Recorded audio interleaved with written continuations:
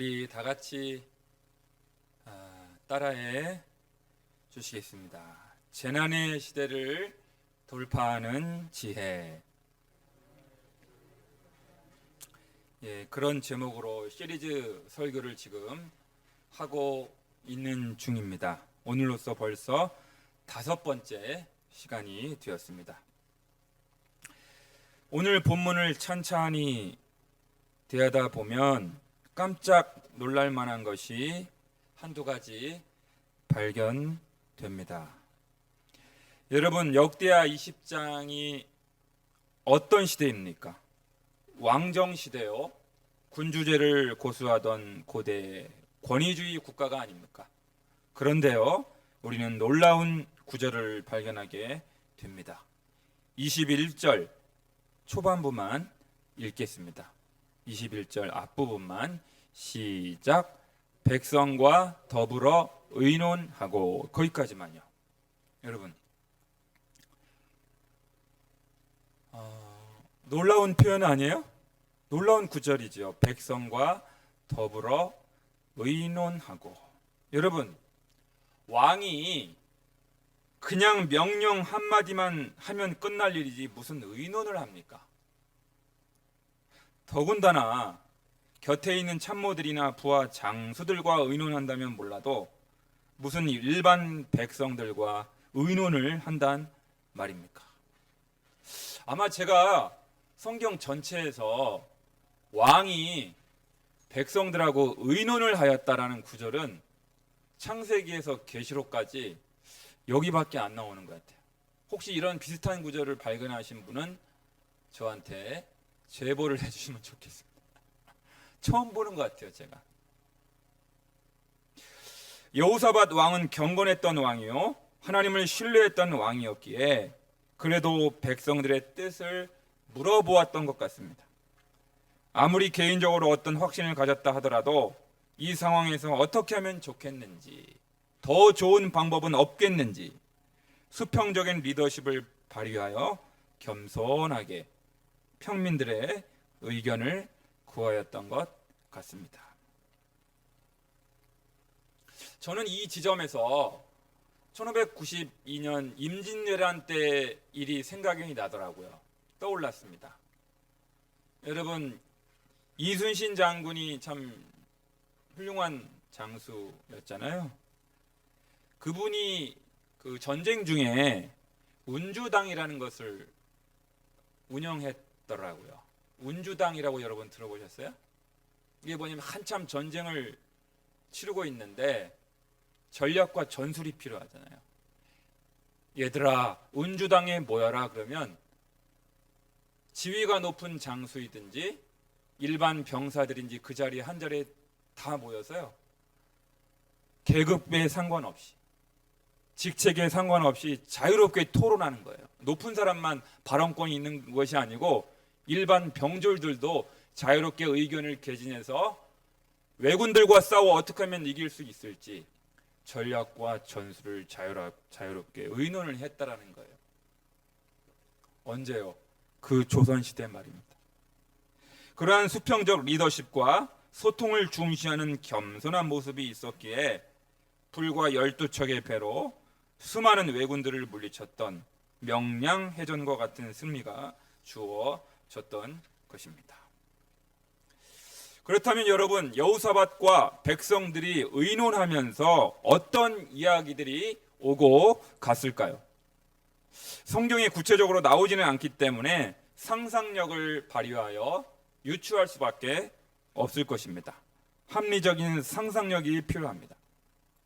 제가 볼 때 백성들 가운데 나이가 많은 노인들이나 현명한 사람 가운데 선대의 사건들을 떠올릴 수 있겠다 보여집니다. 여러분, 해 아래 새 것이 없지 않습니까? 그러나 여호사밧이 몇 대 왕이라고 제가 말씀드렸죠? 4대 왕이에요. 그 남유다 왕이 르호보암, 아비야, 아사, 여호사밧 이렇게 돼요. 그러니까 제4대 유다 왕 여호사밧의 아버지였던 제3대 아사 왕과 여호사밧의 할아버지였던 제2대 아비야 왕 때 혹시 지금의 위기 상황과 비슷했던 경우는 없었는지, 그래서 전쟁에서 승리한 경우는 없었는지 아마도 떠올렸을 것 같습니다. 그랬더니 누군가가 여호사밧 왕의 할아버지였던 아사 왕 때 북이스라엘의 여로보암과의 전쟁 이야기를 해 주었을 가능성이 있습니다. 여러분, 북이스라엘과 남유다 간의 전쟁이 벌어졌던 사건이 역대하 13장에 나오고 있습니다. 제가 조금 이때 상황을 일러드릴게요. 역대하 13장을 보시게 되면 북이스라엘의 여로보암이 군대 80만 명을 이끌고 남유다를 침공하였습니다. 이때 남유다에게는 40만 명의 정예 군대가 있었습니다. 여러분, 아무리 최정예 군대라 하더라도 40만 명하고 80만 명하고 싸우면 아무래도 두 배나 되니까 남유다가 싸워서 이기기가 어렵지 않겠습니까?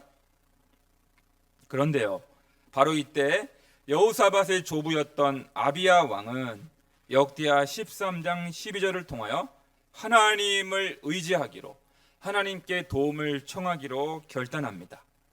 여러분이 함께 한번 읽어보시겠습니다. 한번 찾아보실까요? 역대하 지금 20장이니까 조금만 앞으로 넘기면 13장 12절, 역대하 13장 12절.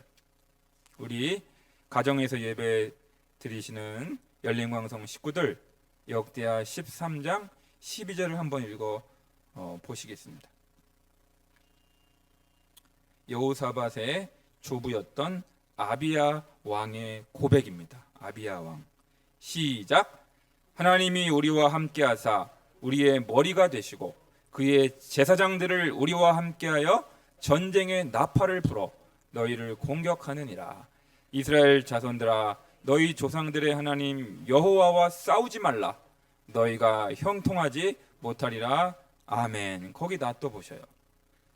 여러분, 그러니까 이제 이 당시 왕이 여호사밧 왕의 할아버지였던 조부였던 아비야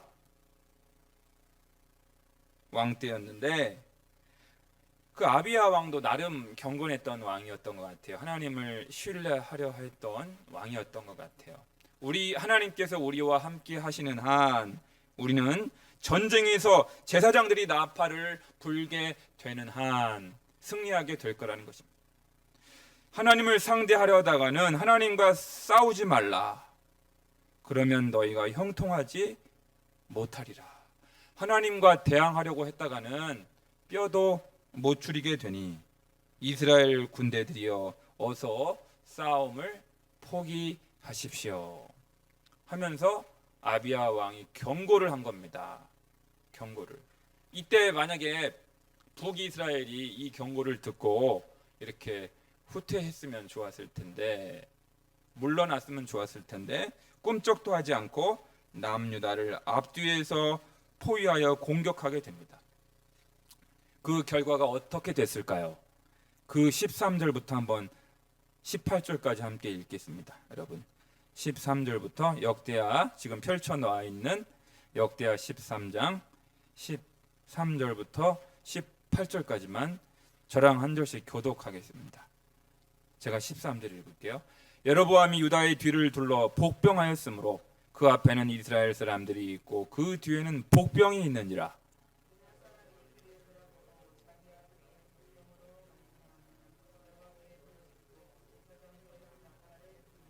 유다 사람이 소리 지르매 유다 사람이 소리 지를 때에 하나님이 여로보암과 온 이스라엘을 아비야와 유다 앞에서 치시니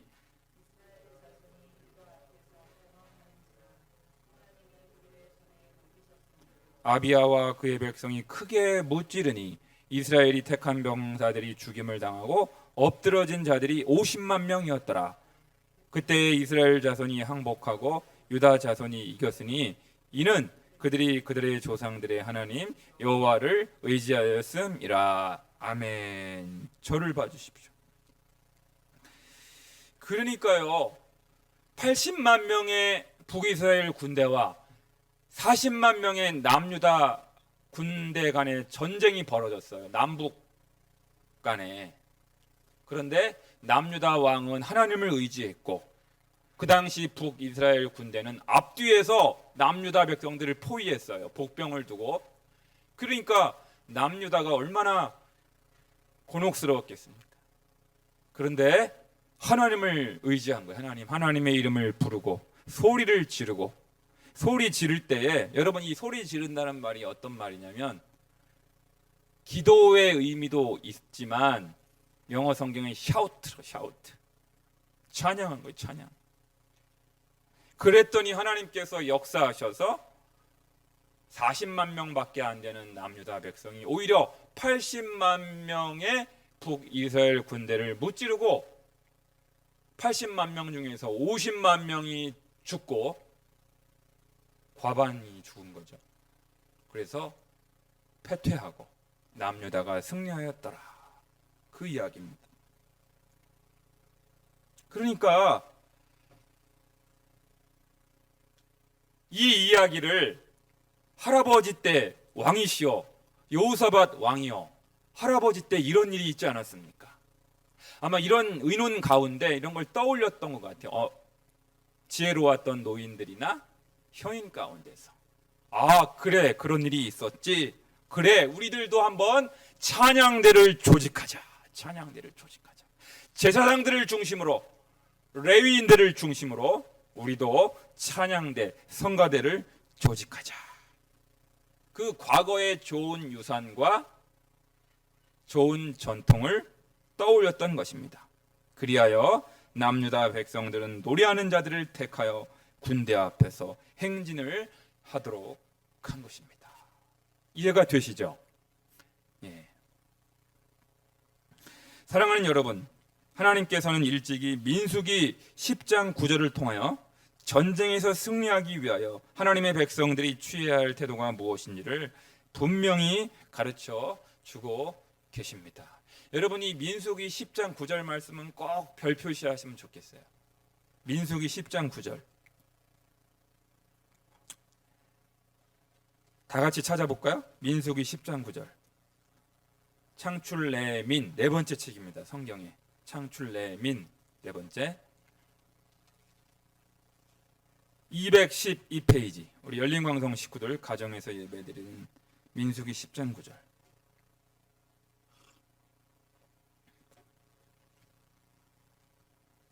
정말 중요한 말씀입니다, 여러분. 민수기 10장 9절. 별 표시, 중요 표시, 당구장 표시. 시작. 또 너희 땅에서 너희가 자기를 압박하는 대적을 치러 나갈 때에는 나팔을 크게 불지니 그리하면 너희 하나님 여호와가 너희를 기억하고 너희를 너희의 대적에게서 구원하시리라. 아멘. 할렐루야. 저를 봐주십시오. 와. 그러니까 이미 모세의 율법을 통하여 하나님께서 전쟁에서 승리할 수 있는 방법을 일찍이 가르쳐 주셨습니다. 전쟁에서 승리하려면 엄청난 군대를 모아야 된다. 병력과 무기를 더 끌어모아야 된다. 이웃 나라에게 원군을 요청해야 된다. 이렇게 말씀하시지 아니하고 전략이나 전술을 잘 짜야 된다. 이렇게 가르치신 것이 아니라 제사장들을 중심으로 레위인들을 중심으로 나팔을 불지니 나팔을 불라. 샤우트, 찬양하라. 찬양대를 조직해라. 성가대를 거룩한 예복을 입히고 조직해라. 재미있는 사실은요, 역대하 20장에 나오는 그 거룩한 예복을 입힌 사람들이 남성인지 여성인지는 우리 본문에는 안 나오지만 히브리 원문을 보면 남성 복수로 되어 있어요. 남성들로만 이루어진 찬양대를 여러분 떠올려 보십시오. 제가 이 성경을 묵상하다가 왜 남자들로만 이루어진 찬양대를 구성하게 하셨을까? 여성들을 무시해서 그럴까? 그게 아니고 여러분, 남성들이 뭐가 감성이 많이 발달돼 있어요? 이성이 많이 대체적으로. 우리 남성분들은 사회생활을 많이 하셔가지고 되게 이성적이고 상식을 중시하고 그런 편이잖아요. 여성에 비해서 그렇다는 거죠. 이 땅의 남성들을 향하여 뭘 하기를 원하시는지 강력히 우리에게 암시하고 있는 것 같지 않습니까? 어쨌든 이 찬양대를 조직해서, 성가대를 조직해서 우리 하나님의 긍휼하심은 영원하시도다. 우리 하나님의 선하심은 영원하시도다. 우리 하나님의 그 헤세드는 영원하시도다. 이렇게 노래하였을 뿐입니다. 찬양하였을 뿐입니다. 소리를 질렀습니다. 샤우트, 찬양하였습니다. 이성과 상식적으로 볼 때 전쟁 상황에서, 재난 상황에서 이런 우스꽝스러운 일이 또 어디 있겠습니까, 여러분? 이렇게 비상식적인, 이성적이지 않은 일이 어디 있겠어요? 전쟁이 벌어졌는데 군대를 모집해야지, 한 명이라도 더 무기를 모아야지. 근데요, 여러분, 성경에 군대를 모집하지도 무기를 더 끌어모으지도 찬양대를 조직합니다. 하나님을 찬양하고 군대보다 찬양대를 더 앞세워서 나아갔을 때 놀라운 일이 생겼습니다. 하나님께서 두신 복병으로 말미암아 모압과 암몬 나라가 같은 동맹국이었던 에돔 사람들을 쳐서 진멸하게 되었고요. 그 이후에 이번에는 모압과 암몬 사람들이 자기들끼리 치고받고 죽이는 자중질환이 벌어진 것입니다. 그러다가 다 전멸하게 되었다는 것이 본문의 결론입니다.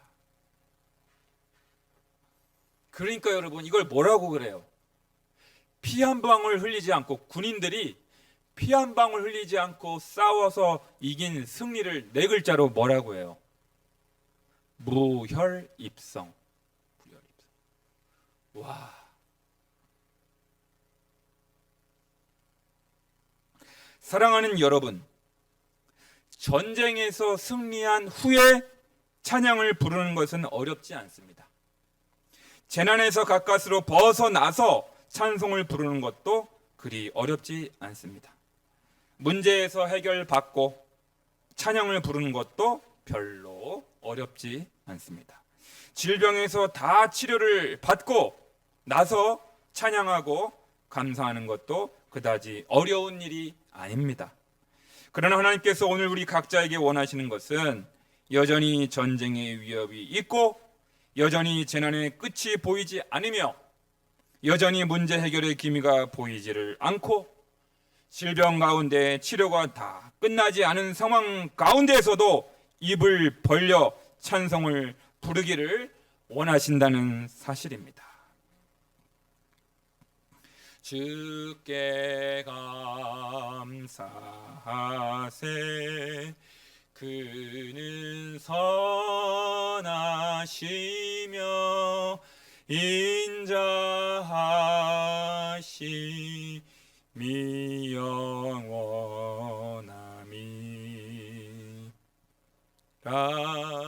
주께 감사하세.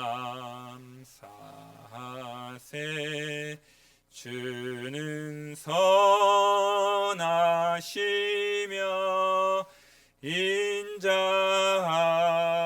인자하심이 영원하시라.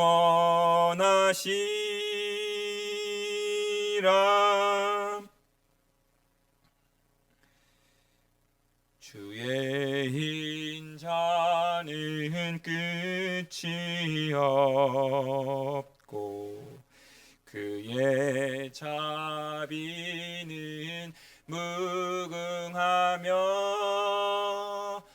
아침마다 새롭고 늘 새로우니 주의 성실이 금이라. 성실하신 주님, 주의 사랑은 끝이 없고 주의 사랑은 끝이 없고 그의 공의는 영원하며 아침마다 새롭고 늘 새로우니 주의 성실이 금이라. 성실하신 주님, 주의 보호는 끝이 없고 주의 보호는 끝이 없고 그의 자비는 풍성하며 아침마다 새롭고 늘 새로우니 주의 성실이 금이라. 성실하신 주님. 아멘. 온 맘 다해 주 사랑하라. 생명 다해 주 사랑하라. 뜻을 다하여 사랑하라.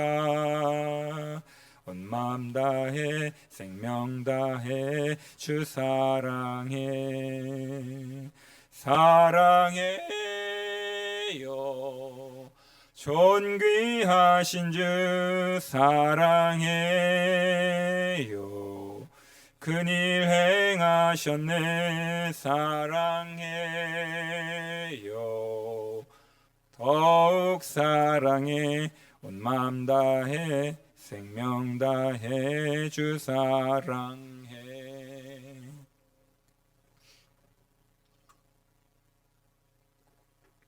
사랑하는 열린광성의 식구 여러분, 찬양에 관한 가장 위대한 고전 중에 한 권이 멀린 캐로더스 목사님께서 쓰신 찬송 생활의 권능이라는 책이 있습니다. Power in Praise, 찬송 생활의 권능이라는 책, 이 보이스사에서 나오는 아주 유명한 책이 있습니다.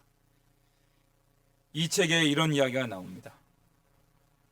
정신지체 장애를 갖고 있는 딸을 둔 부부가 있었습니다.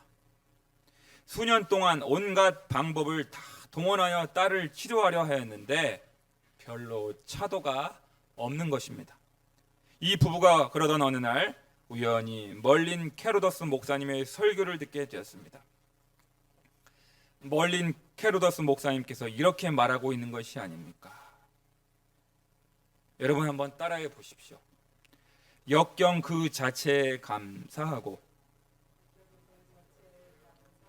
그런 역경을 주신 하나님을 찬미하십시오. 이건 한번 따라 외워봤으면 좋겠어요. 한 번 더 시작. 역경 그 자체에 감사하고 그런 역경을 주신 하나님을 찬미하십시오. 여러분, 불난 집에 무슨 부채질을 하는 겁니까? 역경을 주신 하나님을 찬미하라고요? 약 올리는 겁니까? 이럴 수도 있지 않겠습니까? 하지만 이 부부는 잠시 고민과 갈등 끝에 즉시 그 자리에서 무릎을 꿇습니다. 그리고는 하나님께 다음과 같은 기도를 올리게 됩니다. 사랑하는 주님, 저희는 주님이 저희를 사랑하시는 것과 저희 딸을 저희보다 더 사랑하고 계심을 알고 있습니다. 이해할 수는 없지만 딸에게 정신병이 있는 것으로 인해 주님께 감사드립니다. 우리를 향하신 당신의 사랑과 지혜의 찬양을 드립니다. 여러분, 이러한 기도를 올려드렸을 때 어떠한 일이 벌어졌는지 아십니까? 도저히 가능성이 없어 보이던 그 딸이 완쾌된 것입니다. 그리고 그 딸은 결혼까지 해서 아름다운 가정을 이루게 되었다는 사실입니다. 할렐루야. 사랑하는 열린광성의 식구 여러분, 주일에 교회에서 의례적으로 순서가 되어 부르는 찬송가나 복음성가만이 아니라 우리 하나님께서는 이 재난의 시기에 일상의 찬송, 아니 진짜 찬송을 받으시기 원하십니다. 아직 코로나19가 언제 끝날지 전혀 암담한 상황이지만 그럼에도 불구하고 여전히 하나님께서는 찬양 받으시기에 합당하신 하나님이신 줄로 믿습니다. 오늘 설교를 마무리하면서 저는 찬양을 이렇게 정의하고 싶습니다. 찬양이란 하나님의 비상하신 간섭과 도우심을 불러드리는 초청장입니다. 뭐라고요? 초청장이다. 그렇습니다. 전쟁 상황에서, 재난 상황에서, 위기 상황에서, 질병 상황에서, 여전히 문제 해결의 기미가 전혀 보이지 않는 상황에서 목 놓아 부르짖어 기도하기란 그리 어렵지 않을 수 있습니다. 여러분, 우리가 간절히 부르짖어 어려움이 발생하면 기도하잖아요. 기도 안 하는 분이 어디 있어요? 그러나 그럼에도 불구하고 지금 감사를 선택하고 지금 입을 벌려 찬양하기란 기도보다 더 어렵습니다.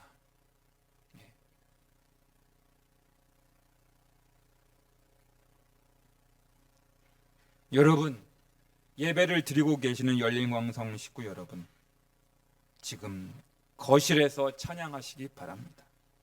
지금 가정에서 찬양하시기 바랍니다. 회사와 일터에서도 마음으로 찬양하시기 바랍니다. 주변에 사람이 있어서 비말 때문에 찬양을 부르기가 곤란하다면 유튜브로 찬양을 틀어놓으시기 바랍니다. 찬양을 들으시기 바랍니다. 그리하면 놀라운 일이 일어나게 될 것입니다. 할렐루야. 문제가 해결되었기 때문에 찬양을 부르는 것이 아니라 아직 문제가 여전함에도 불구하고 하나님을 찬양할 때 우리 하나님은 놀라운 일을 행하신다는 것입니다. 기도만 하지 마시고 꼭 찬양을 병행하시기를 바랍니다. 그리하면 하나님께서 대신 일하시기 시작할 것입니다.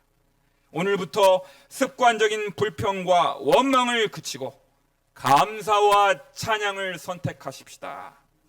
100번 양보해서 아무리 눈을 씻고 감사의 조건이나 감사의 제목이 떠오르지 않는다 하더라도 우리 하나님의 선하심으로 말미암아, 우리 하나님의 아버지 되심으로 말미암아 그 하나만으로도, 하나님의 선하심과 하나님의 인자하심 그 하나만으로도 그의 찬송의 입을 벌리시는 여러분 모두가 될 수 있기를 주님의 이름으로 간절히 축원합니다. 축원합니다. 기도하겠습니다.